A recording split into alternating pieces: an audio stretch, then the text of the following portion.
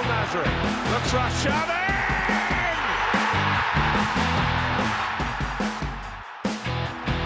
Gabriel Martinelli jusqu'au bout. Oh, il a fait l'exploit de Gabriel Martinelli, le coast to coast façon NBA pour relancer les Gunners.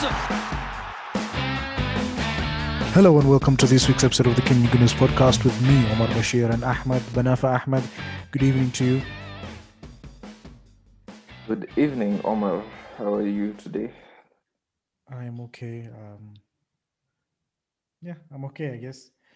Still trying to process what happened yesterday in terms of whatever it is that we saw. A lot to unpack there. Yeah, much to unpack there. Apart from that, I guess I've been okay. How about you? Anything interesting happen? No, not really. Been okay as well. Just let's just get this underway. Yeah, we need. It's a lot to talk about, I guess. We need to improve on that pre-talking, like banter-ish. Anyway, let me not get into it. Yes, we do. Arsenal faced off against West Ham yesterday at what's their stadium called? I don't know. The stadium, the West Ham, where they play. Is it the London Stadium? Yeah, that's what it was called before during the Olympics. I don't know. Anyway, they played there. We had a game there, and it ended 3-3. Where to begin? Yeah, I just checked it. It is called the London Stadium. Oh, there you have it.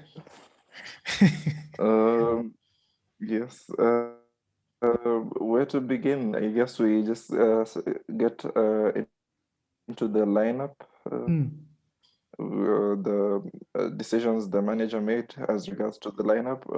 What did you think of? I actually thought it was interesting with Marie starting. After we know Gabriel had been on a good run of form, and as well Chambers was a surprise inclusion for me. But I would say I kind of understand the reasoning he might have had behind it. And of course, we had Oba starting on the right and Saka on the left, and Lacazette up front with the rest of the team, I think, as per expected.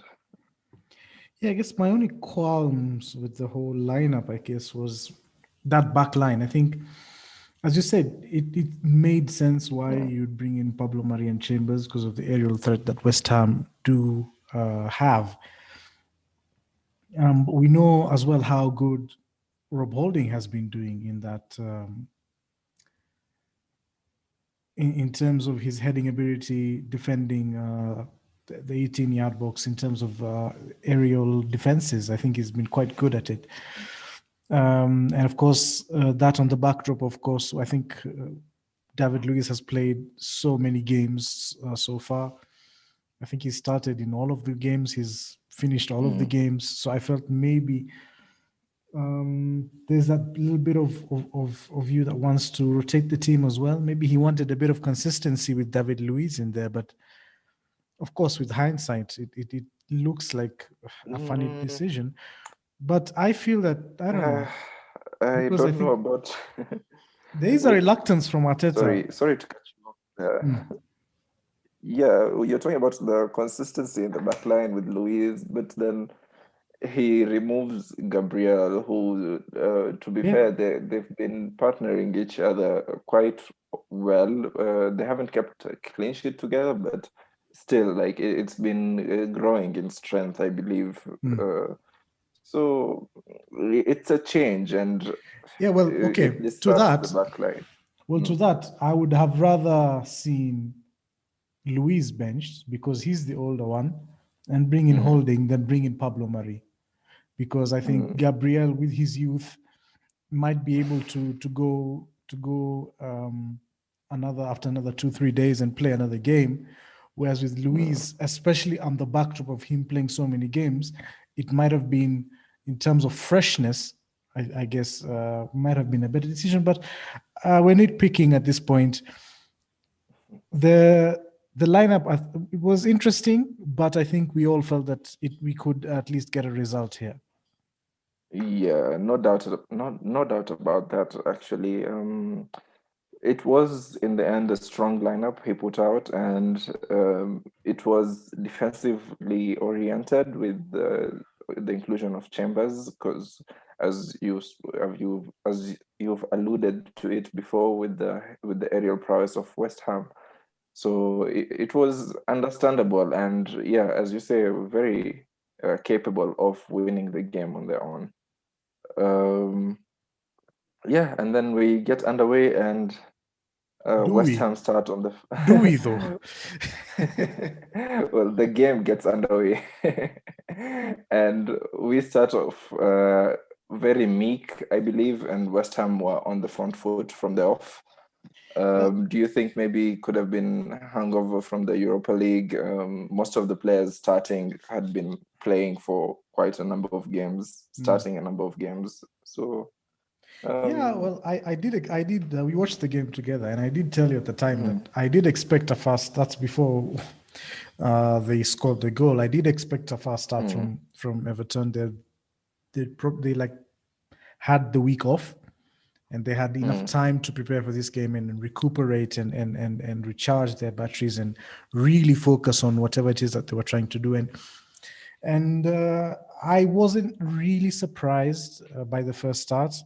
What I was surprised by was how, I think, sluggish we were and really switched off. I think we really were not there, and it really took us a while before we actually like woke up and realized that, oh, we have a football match to play. So it was sort of strange, not strange, but shocking even. I mean, the manner in which we had really switched off was quite shocking. So I think we could have probably, as I said, the West Ham start wasn't surprising. I think maybe Mikel might have as well, envisaged that in terms of their starting momentum and their what's the word I'm looking for? Their urgency in terms of how they wanted to attack and play. But I think maybe it was that he was saying like, okay, let's try and ride it out for the first 15, 20 minutes, and then maybe we can grow into the game. But obviously by that time it was 2-0. First goal, what are your thoughts on it? What's the first goal going into your mind? How does it look to you? Well, you can try and look at it and try and like decrypt it and say try and find players at fault and everything. But with the first goal they scored, I think it was just it was a good shot by what's his name, Lingard.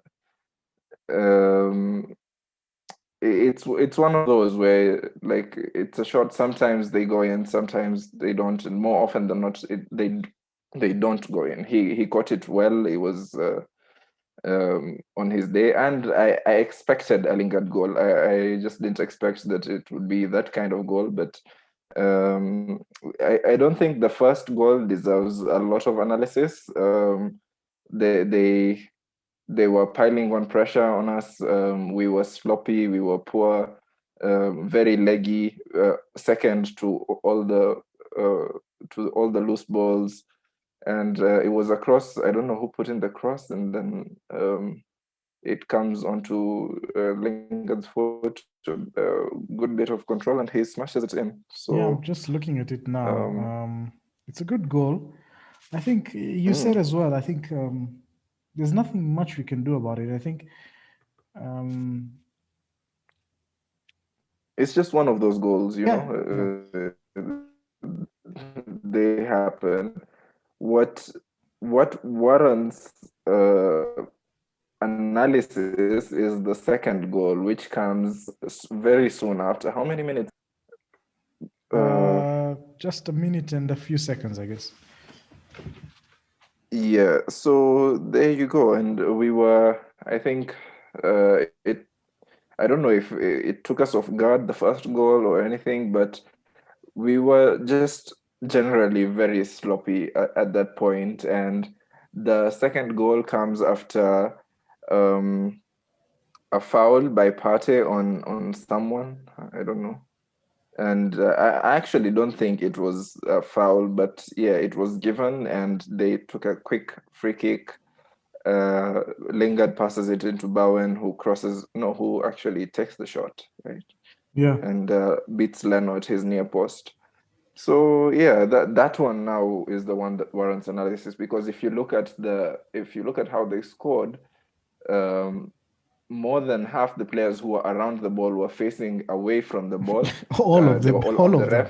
ref. All of them. If you look at it, it's Luis is actually the only one who's looking Yeah, at the yeah, ball. and well, you can't really count him as a player around the ball, because Yeah, like yeah.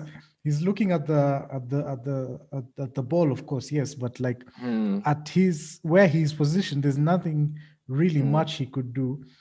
If you're nitpicking, you're saying maybe he's playing him onside, but that's really, Yeah, really, really it's not up to nitpicking. him The really. It's problem, really the up to him. problem is Kieran Tierney, is Thomas Partey, Partey, Shaka, and Saka I as think well. everyone was Everyone around really there. around that Yeah. position as well is just completely fallen asleep.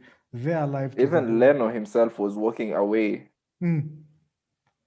If you look at it, even Leno is Yeah, walking he away was. from like he's facing backwards Yeah, he was at the actually time. walking So away. I've just seen that now. yeah. Oh So my it was goodness. a bit of a mess. Everyone was switched off, and they take advantage. So credit to them. They saw something.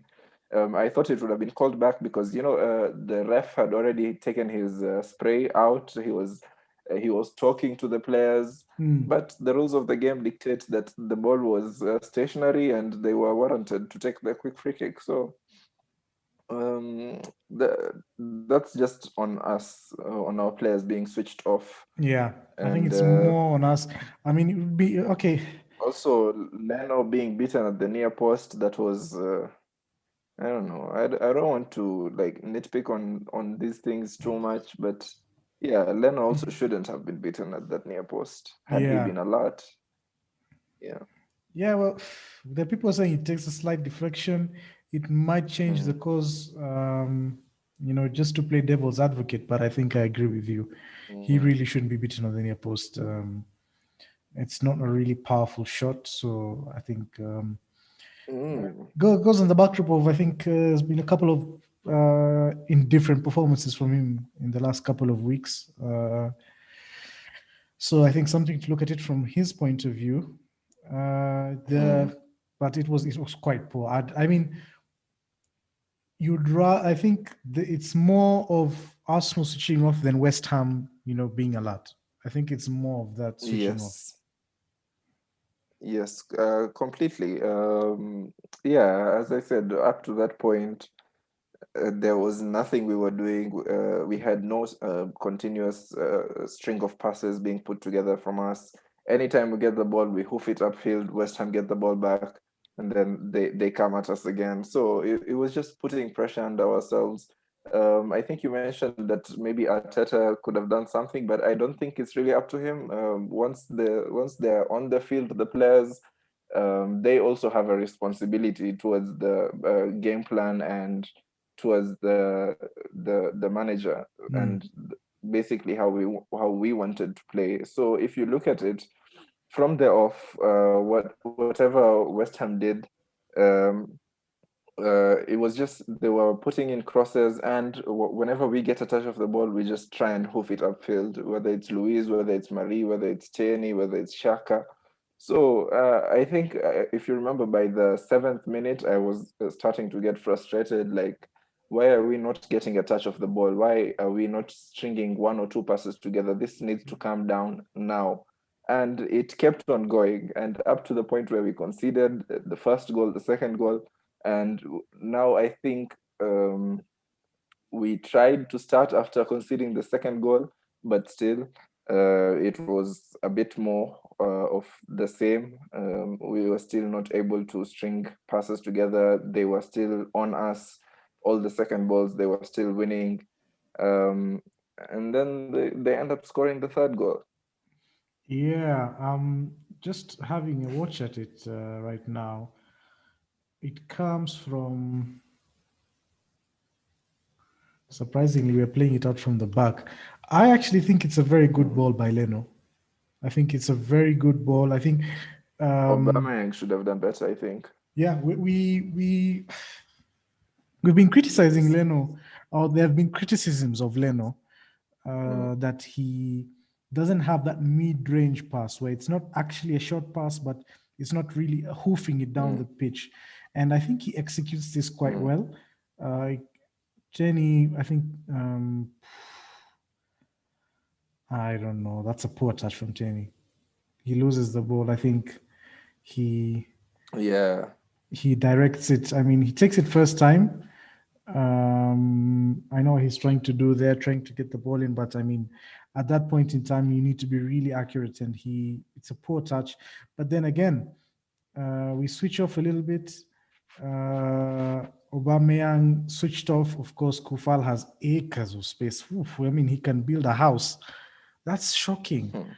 Aubameyang doesn't really track back, and the header is in. I mean, when the ball at that point when the ball goes in, I mean, there's not really much you could do. I would actually point at Pablo Mari. His line is he's like what, 2 yards, keeping everybody 2 yards onside. The whole line, if you're looking at it, I think Luis is the deepest if you're looking at the line, but he's being challenged by Antonio. But if you look at the line, you know, Pablo Mari is all over the And place. then, yeah, it's Marie is way off. Yeah, Yeah. he's way off. He's like that's 2-3 yards. Yeah, And so I mean, there's a lot that going one on also there. as well. We could, yeah, we could analyze a lot of that.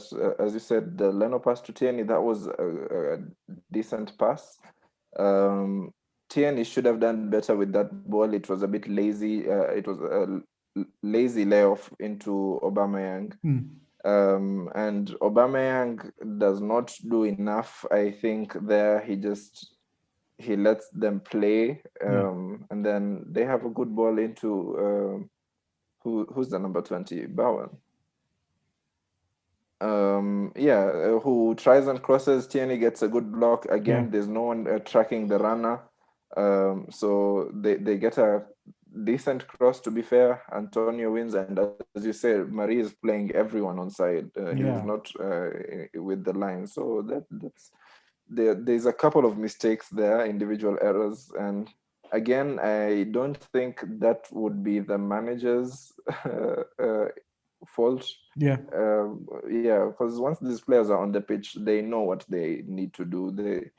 There is instruction, and as we saw now, from that point onwards, they basically came to life. I think I don't know what changed after we concede the third goal, and I don't know why we wait up to when we concede the third goal, and then all of a sudden we start playing now as we should have been playing, basically.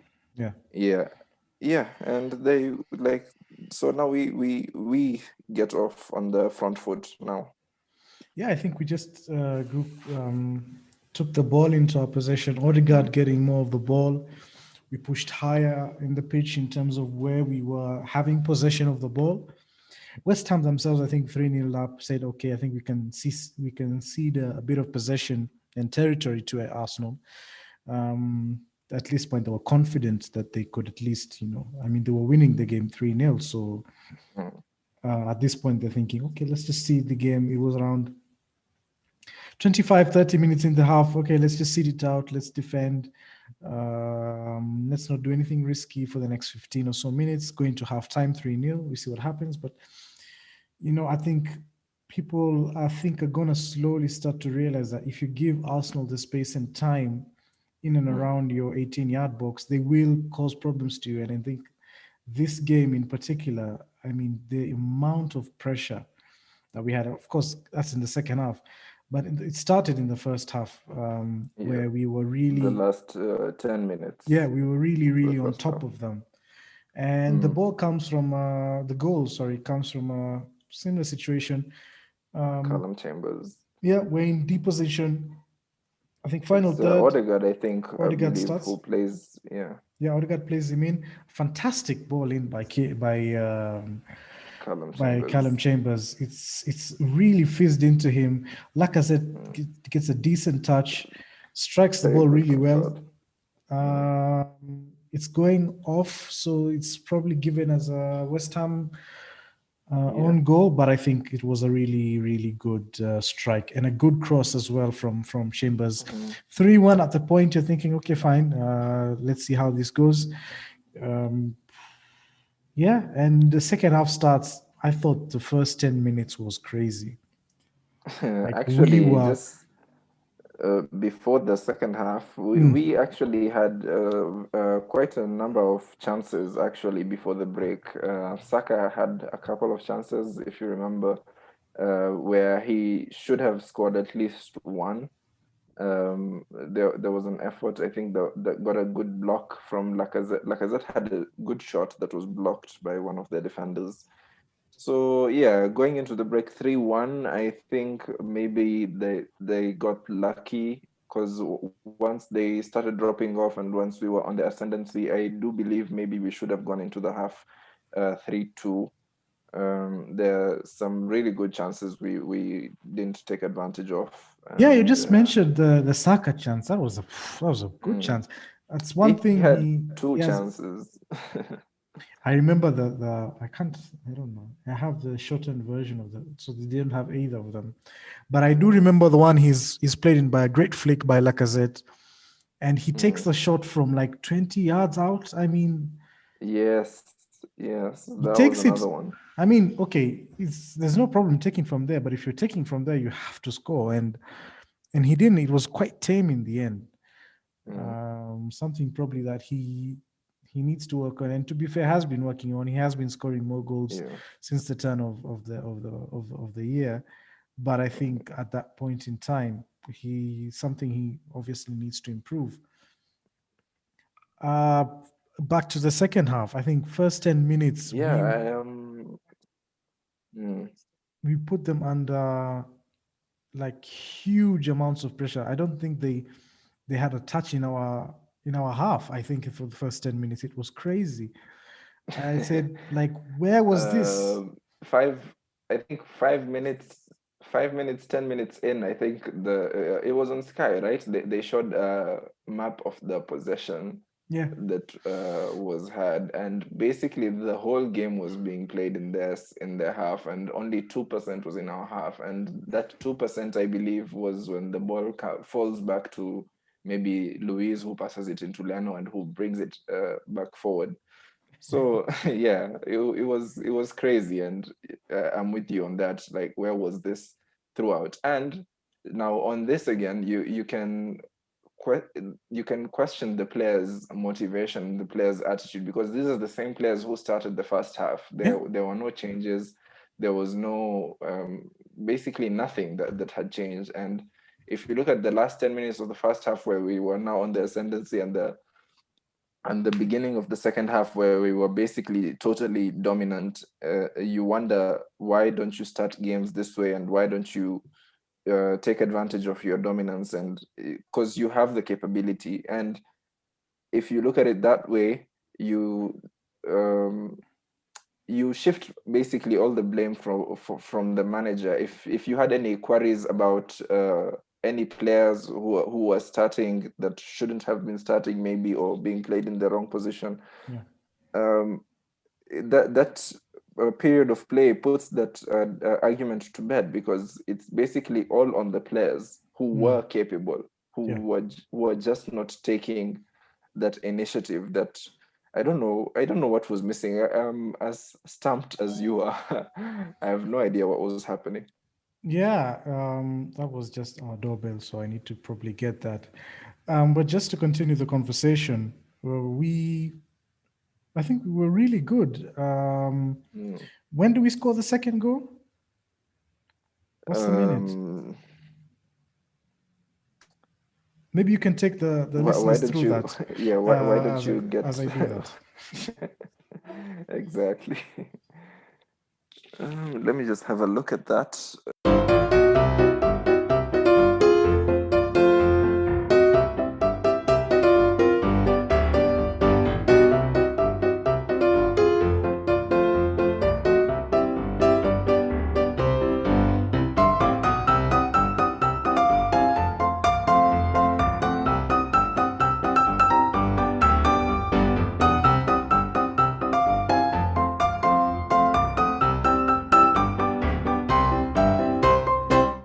Okay, I'm back. Are you back? Okay, Yes. so maybe you can cut that part out when I was talking by myself because it felt a lot awkward. But yeah, the second goal comes around the 60th, 61st minute, Okay. where it's really good work by Odegaard again, who plays a very nicely disguised pass into Callum Chambers, who fizzes in a beautiful cross for the West Ham defender to finish. And what a thumping finish it was from him. Yeah, I'm just looking at the steel frame of the just before he plays the pass, and nobody is like has no idea that he's actually going to play. It's a very well disguised reverse ball. Chambers, to be fair, reacts very well because he just slowed down a bit before the pass comes to him, but he's alive to the situation and he plays a such a. I mean, the ball What a into the. There's nothing. I That's know. literally the ones that we. There's nothing you can do. I mean, if he if the defender misses that, Oba probably scores. What a Yes. ball! What a ball that is! It's quite magnificent. And Um, 3-2 at the time. it comes with the it comes now with the run of play because we were dominant Yeah. in that period, and maybe by that point as well we should have had a few more goals before that. So yeah, it was good work. We were now on top basically, and despite some few scares from the team, I think from the West Ham team, I think we were well on top at that point. There's the West. What's his name? Antonio has a chance to make it 4-2. The one that's a great run from Benrahma on that right hand side, their right hand side. He drives into the box, great cross into the box.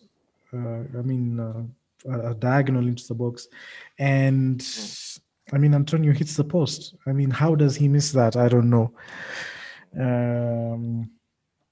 But I think at that time, Well, we take that. yeah, I think at that time he substitutions had already taken place. I think Smith Rowe in for who did Smith Rowe come in? Shaka. For Shaka, and then Pepe for Saka. yes.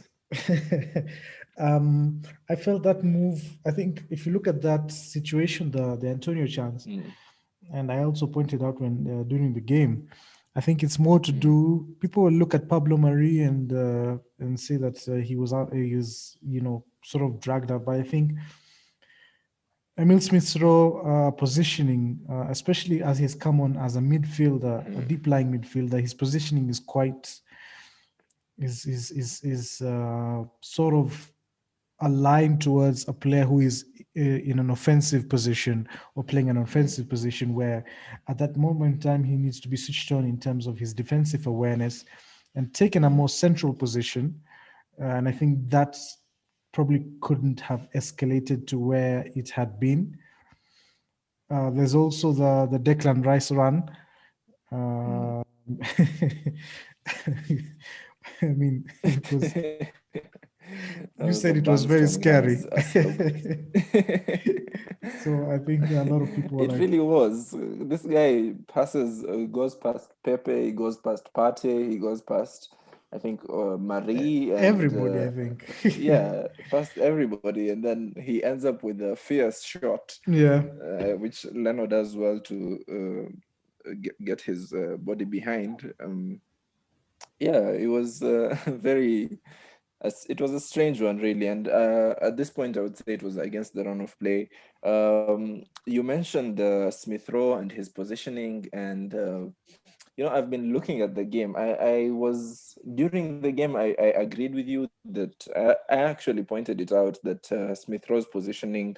You could understand what Arteta was trying to do, but Smith Rowe would need to be very secure positioning, which is what basically what Shaka brings. That just a little bit more security, but as we know, Shaka lacks that quick movement and quick play that Smith Rowe does. So we at that point when Smith Rowe comes on, we kind of switch formation, and it feels like it was a 4-3-3 with the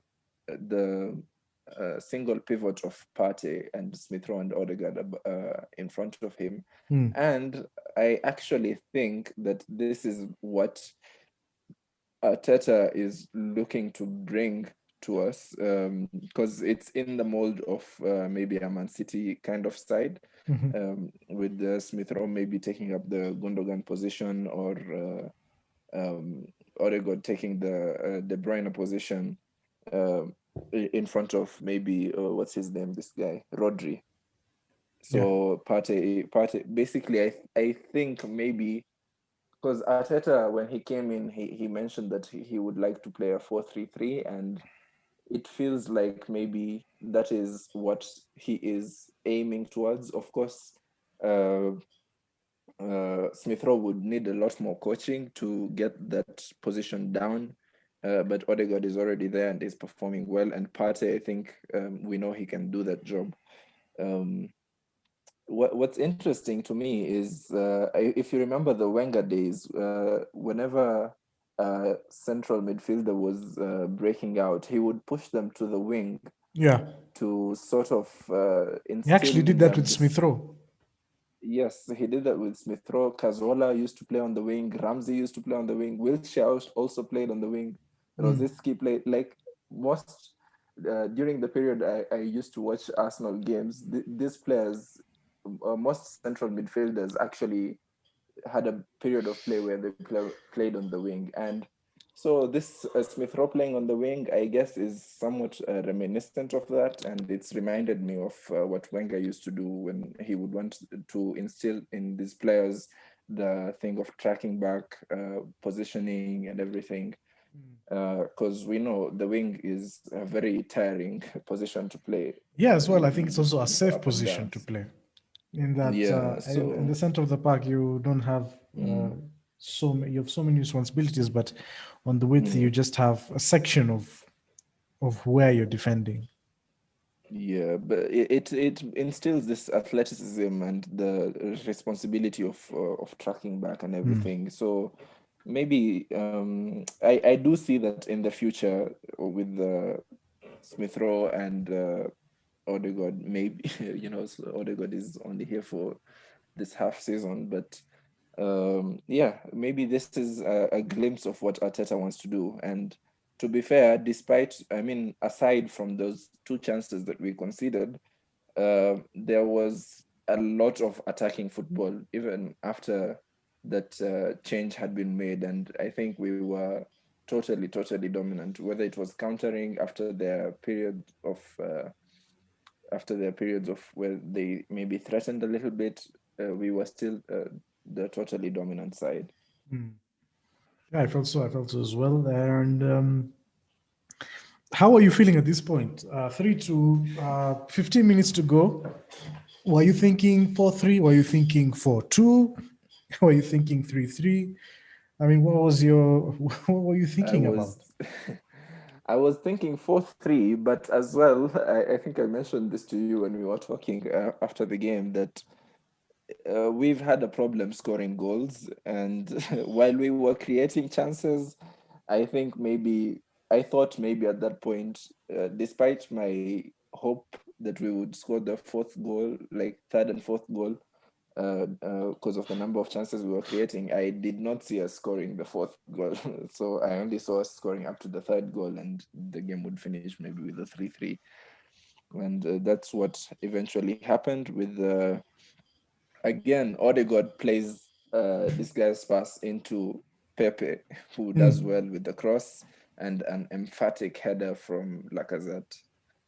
Yeah, as well. I'm just looking at it, and even just to go back to the second goal, Odegaard has this ability to play the pass.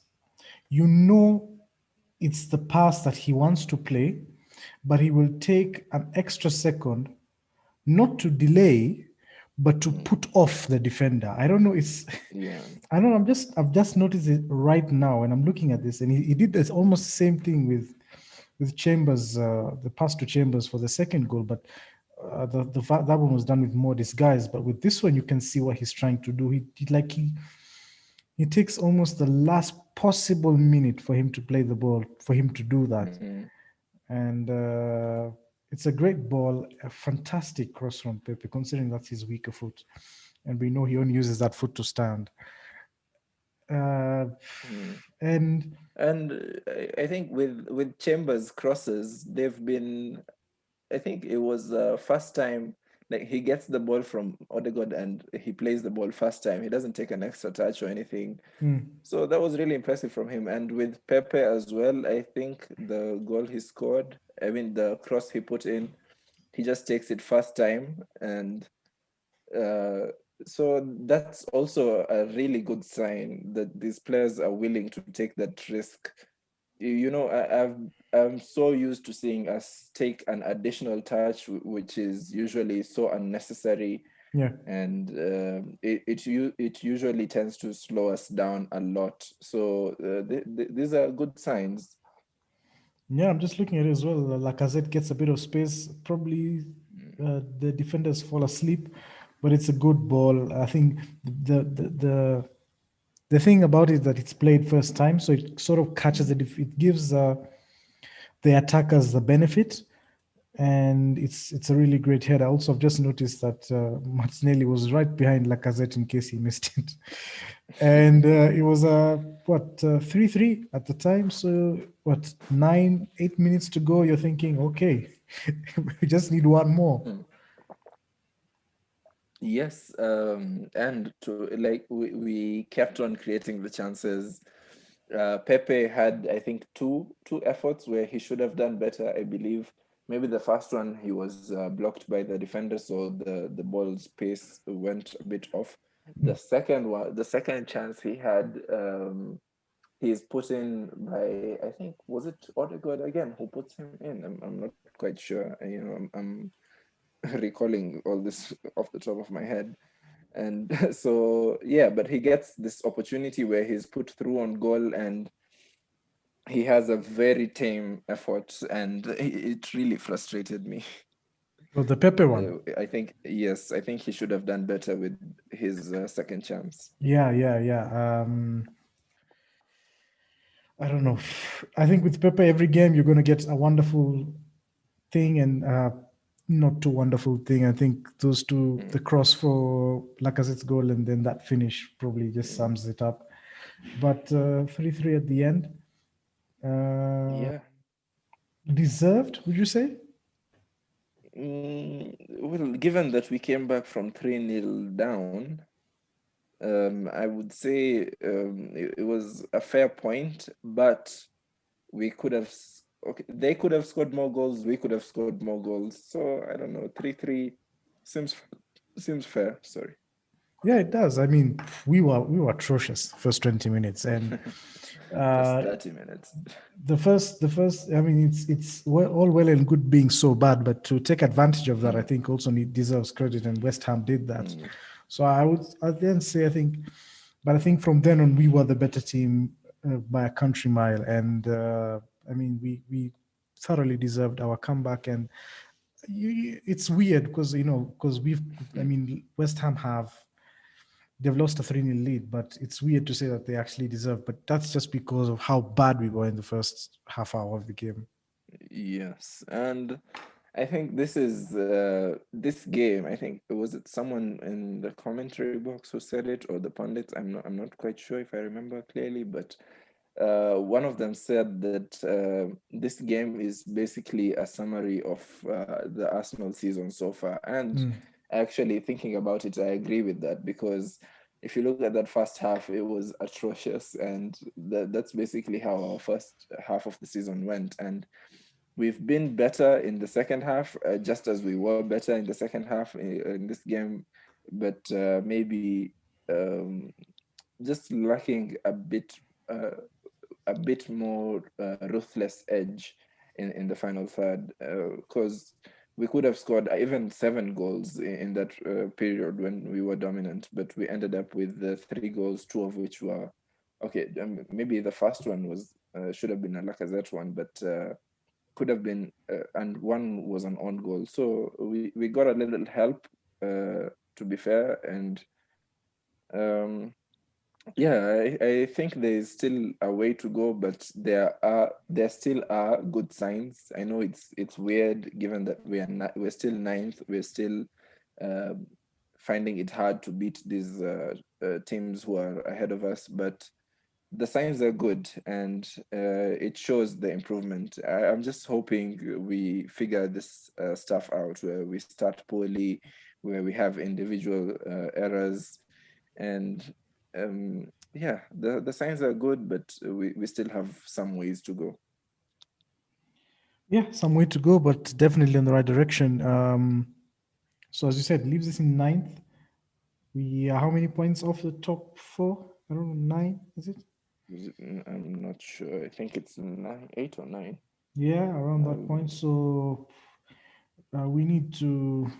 We'll see. I don't know what's going to happen, but you know my position on the league and what we are supposed to do in it. So I think at this point in time, we just need to. I think the international break comes at a good period. We have a time to reassess, to recharge, and to figure out exactly what it is that we're doing. And yeah, I think I don't know what else I can actually say about that. Yeah, of course, if we look at the players individually, I think Odegaard deserves a hell of a lot of praise because of how he played from the off. Even when we were poor, he was the one player who I thought was trying to lead the team on, trying to take charge of the game. Whenever he gets a touch of the ball, you felt like he's really trying to do something when we were poor. And now when we were on the ascendancy, when the whole team now kind of subscribed to that intensity that Odegaard was putting in, he it felt like he lifted yet another level of the whole team performance. So that was I was really impressed by him, and he gets the pre-assist for all 3 goals, which is also really exciting. And he needs to put in um, a few one or two sub performances to lower his price a bit, because we need his we need him. And the better he plays, the higher the asking price I'm sure Real Madrid would ask for, if we were to sign him. We'll get into that in part 2 with some questions. Anyway, I Sure. think let's close there for part 1. Also, yeah, a quick shout out. He was voted as Kenya Goodness Podcast Man of the Match, Martin Odegaard. So I think it's quite clear. And also, Well deserved. Man of the Match for Arsenal as well. I think the Arsenal official Twitter feed put him as overwhelming Man of the Match.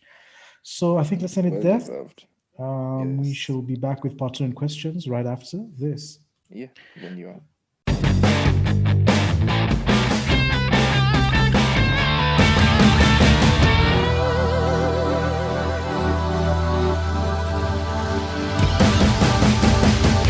Welcome back to part 2 of the Kenya Goodness Podcast. You can follow us on our various social media sites on Instagram, YouTube, Facebook, and what have I not said? Twitter. Yes. And of course, you can follow us on Apple Podcasts and Spotify. Right. Now, just before we begin the questions, I can't believe in the tweet that I sent out for questions, I said we will be recording tomorrow evening. This is a premonition. You're predicting we're getting Villarreal definitely for sure in the semifinals. Well, I'm not a genius in speculating that, but I don't know. I don't like This these is the things. subconscious telling you. I don't want to see his face, honestly. Anyway, right. Shall you start or shall I start? I can get us underway. Dark side at underscore Muniu underscore again. He asks for one word for the first 30 minutes of the game and one word for the final 45 minutes of the game. I think if I were to give, I would give two words, which Ateta coined it, and it was two-face. So that basically is what is happening. I think two faces. What do you think? Well, I think that's very poetic. In that, I would go very simple. I think the first 30 minutes, I'd call it bad, and then the second half, I'd call it good. So, yeah, it's just good and bad and bad and good. It's just bad first 30 It's minutes of the game. very clear, and yeah, as we mentioned before, that it's basically a symptom of how we have been, and it's it's this game summarized everything basically that was good and bad with us, and it was all on show. And yeah, there is a huge room for improvement, but the signs are still very good. So, Yeah. yeah, first Okay. 45 bad, first final 45 better. Chick Boy at Imad00 says, what do you think should be done with Aubameyang? Did Arteta get the team selection right? The Aubameyang discussion is quite interesting one, isn't it? I think, football memory is usually quite short and very quick to judge. And with Aubameyang, he offers a very good threat up front, and maybe yesterday he didn't have as many chances as the other guys who were in front because he was being played out left. He started out right. The Aubameyang situation, I think there might be something going on with him personally. We don't know because it's the whole season where he's kind of he's blown hot and cold. So I don't know if it's a question of form. I don't know if it's a question of attitude.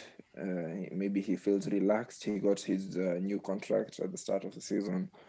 Um, we can really look into it, but I don't think it's a question of that really.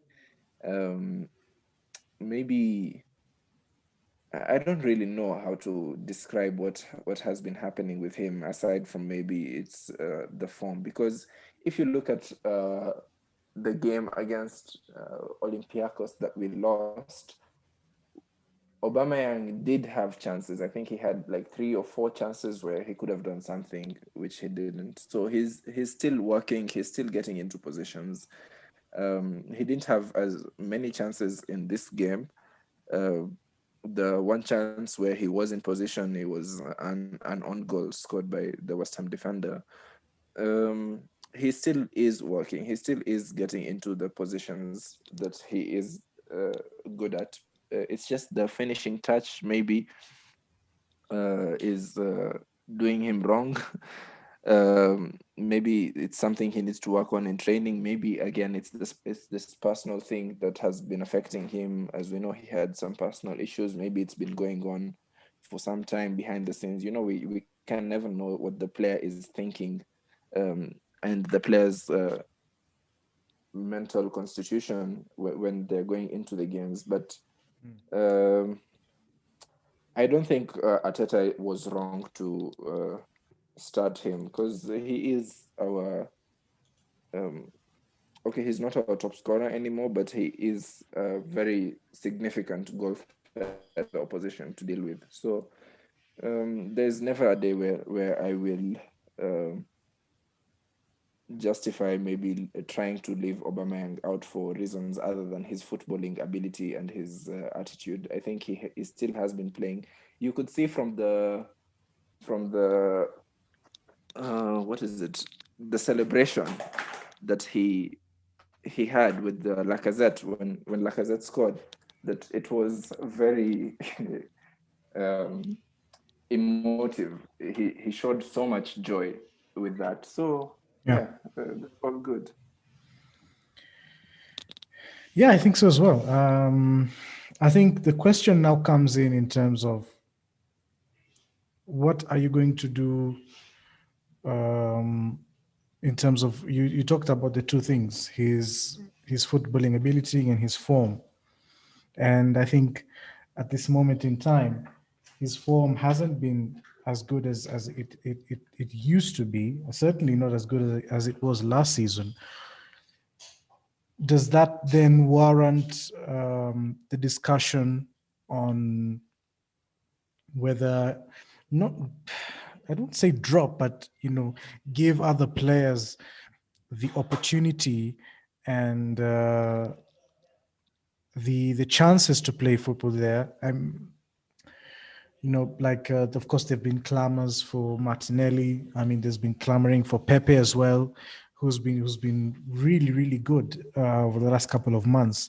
So does his lack of form, which certainly seems directed in terms of whatever it is that he's producing on the pitch, does that warrant for him to be sort of, shifted out of the team just for a little bit, just to get the heat up off him?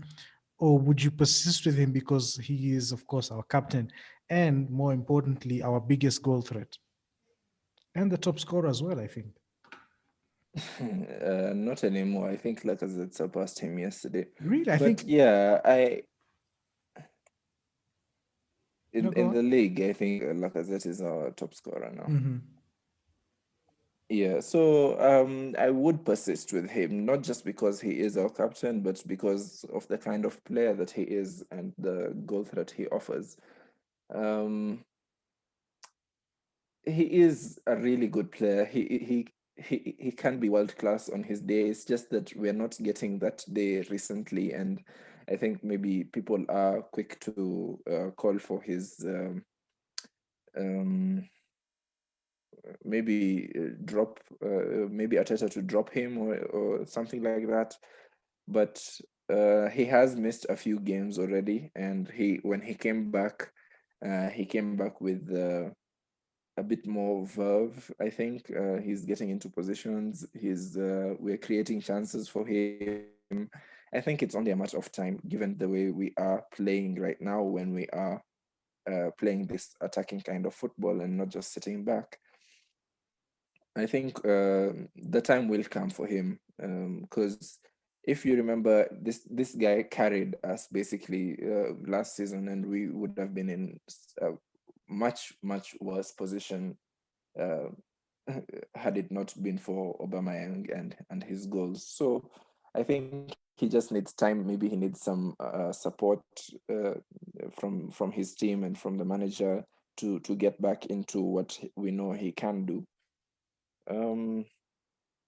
Yeah, so I still would persist with him. Maybe now, if you've seen that he's not performing to the standards we know he can be capable of, then maybe you can sub him off like Arteta did yesterday.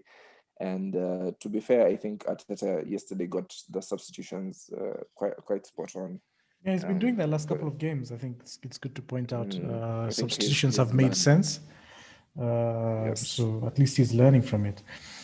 I think also what's is a testament that we're looking good, probably not getting the best results that we can, but we're doing it without Aubameyang's goals. So I mean, if he gets a Yes. good turn of form, it could propel us, really up the table, especially with Aston Villa floundering, Tottenham being Tottenham, and I think Everton haven't really picked on Leicester sort of motoring on, but not as convincingly as many people thought they would have been doing.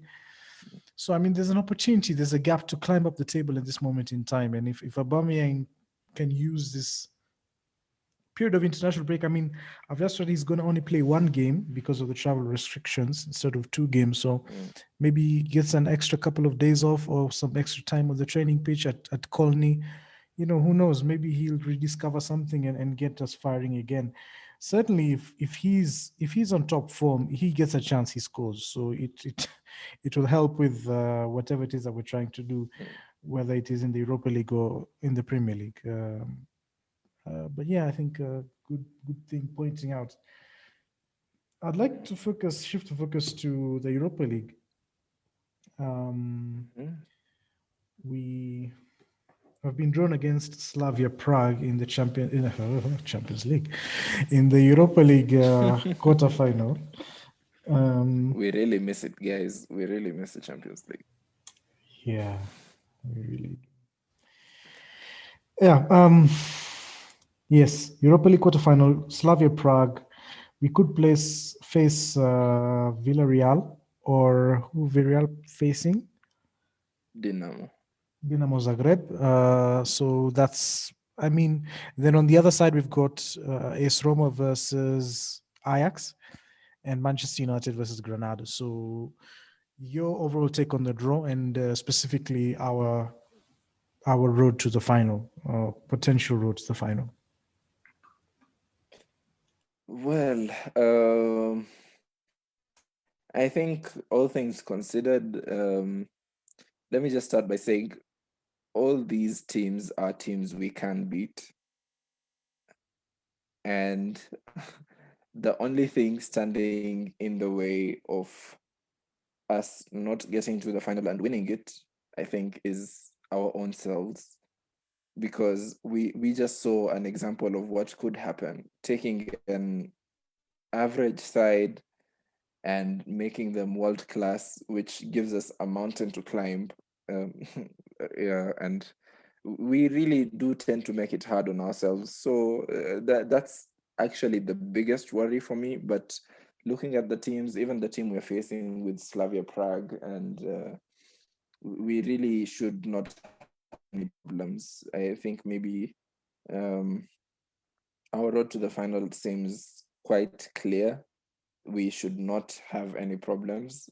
It's just that Arsenal being Arsenal, it's never comfort. Like there's no comfort at any moment, and that's what I feel like. We should win these games, but there's no comfort with us being Arsenal fans. Yeah, as you said, the biggest proponents to our failure is ourselves. I think we need to work on that and probably improve our offensive and defensive qualities. And I'm sure, I think on any day we can beat any of the teams that are left in the competition, and certainly a clearer route to the Champions League than the league. I feel, and we need to approach these games with professionalism, with the big boy mentality that we're the big team. We need to come and dominate games and not give too many teams too much respect, so that they can, I mean, at this point in time, you're in a Europa League quarterfinal. Everybody is harboring ambitions of winning the competition. So if you give people too much respect, it will fester, and it will probably cause a little bit more anxiety than it should. And I feel that we need to approach these games with professionalism, with a big boy mentality, as I said. I think, yeah, and it's also, I think, possibly as best. I mean, it's close, really close to a perfect draw for Arsenal. I mean, I would have put Villarreal versus Manchester United. I mean, that would have been absolutely fantastic. But I mean, you can't get everything. So yeah, I think it's a really good draw for us, which sort of makes us even more anxious. I mean, if it was a more difficult route, we'd probably be a bit more relaxed. I mean, that's weird to say, but it's probably true. But yeah, that's what I feel. I think it's set up for us to certainly reach the final. Yeah, and I think that covers that. I don't think it should be a problem if we turn up for those games properly. Um, it's just that we have that unfortunate ability to to shoot ourselves in the foot. So yeah, I think that should cover that. I'm looking at a list of the internationals who are going out, and I think they've included the under 21s as well. Yeah. And all in all, there are 15 players. Let me just see who's the senior players who are going. Bandleno, of course, is going to Germany. Ronason is going for the Iceland games. Cedric is going for the Portugal games. Oh yeah, shout out to him. He got selected for the first time, I think, since 2017 or 18 at least. So I think well done to him. Yeah. He's been playing well, to be fair to him. So Yeah. well done him. Kieran Tierney, of course, for the Scotland games. I hope these guys don't play him all 3 games. You know, there are 3 games for the World Cup qualifiers. Yeah, this for all these guys actually who I've just mentioned, they're all like for 3 games. So I really hope they're managed well. Muhammad, of course, is going to Egypt. Oh, Egypt has a game against Kenya actually. Really? Yeah, I'm just seeing it here. Africa Cup of Nations qualifier. Oh yeah, where is it being played? Here in Nairobi. Wow. March If only the 25th. stadiums were opened. You would have gone and seen Muhammad. Yeah, that's really nice. Thomas is also going out to Ghana, but Thomas is only playing 1 game, so that's nice. I think he should be back early. Granit, of course, for Switzerland, playing all the games. Martin, captain of Norway, 3 games. Bukayo, Pepe, Aubameyang only has 1 game, which you mentioned, and then Smith Rowe is going for the under 21 side. Yeah, so quite a number of players actually. Quite a number of players. Yeah, it's actually quite a number of players. I did not expect that. Hopefully they will come back to us in one piece. I just don't want them to be overplayed while out there. So yeah, I think Ateta mentioned it as well. I think he said, I mean, they're for the nationalities, but these are our players. We are the ones who pay them, so they have to be used according to how we want them to be used. So I think we'll see. I don't know. There was a bit debate about this international break coming up, and I think I heard Klopp and Guardiola saying they wouldn't allow their players to go out on these. I don't know if they actually followed through with that or they softened their stance. I don't know how that went. I don't know. It's interesting to find out. Not sure. Yeah.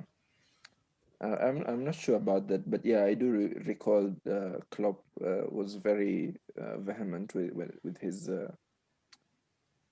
with his wording. He mentioned that he's not going to let any of his players, given that Liverpool is already in a tough spot, and Man City, as we know, are trying to challenge for trophies on 4.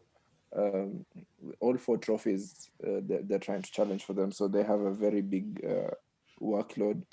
So I think Guardiola especially is quite justified in saying he doesn't want his players going out. And Arteta, given that Arteta also says that these guys are ours, we're the ones paying them, I think, there should be some measure of care being taken by these national sides, which they tend not to do. We've seen it in the past. That's why I'm just hoping and I can understand why Klopp and Guardiola would take that stance. So yeah, I'm just hoping that things turn out okay for us. Yeah. I don't know. I think Liverpool is the game next. Yes, actually. Well, a 6 pointer. I mean, whoever wins that probably goes into the Europa League. Yeah, I think I don't know if there's anything more you want to discuss. Nah, not really. I think just another shout out to Odegaard and what a player he is, and hope to see even more of him. And yeah, Yeah, I'm really just loving him, and I'm really enjoying watching him play. It's just wonderful. yeah. I think it sort of reminds us of the sort of players that we used to, have in our team, and certainly a Yes. player that we need in this team right now to go where we want to go, and that's being, at the top, being the best team in England, even the best team in Europe. So having a player like him certainly doesn't hurt. So, I mean, for now, I think we can just savor him here. I think once the summer reaches, will definitely be a conversation about him. And certainly he's a player that Mikel Arteta likes. So we'll see whether Odegaard likes us enough for him to agitate for a move to Arsenal from Real Madrid. Anyway, I guess we should leave it there. We want to thank the listeners for sending in the questions. Thanking you, Ahmed, for sparing the time to record this podcast. And I guess we shall leave it there. Possibly we'll have the next recording next week. It's going to be an international break. We all know how fun those are. So brace in, guys. Strap in. Look for your favorite series, and just hope for it to end soon. And I guess I'll see you guys next week. Cheers. Kwaherini. Bye bye.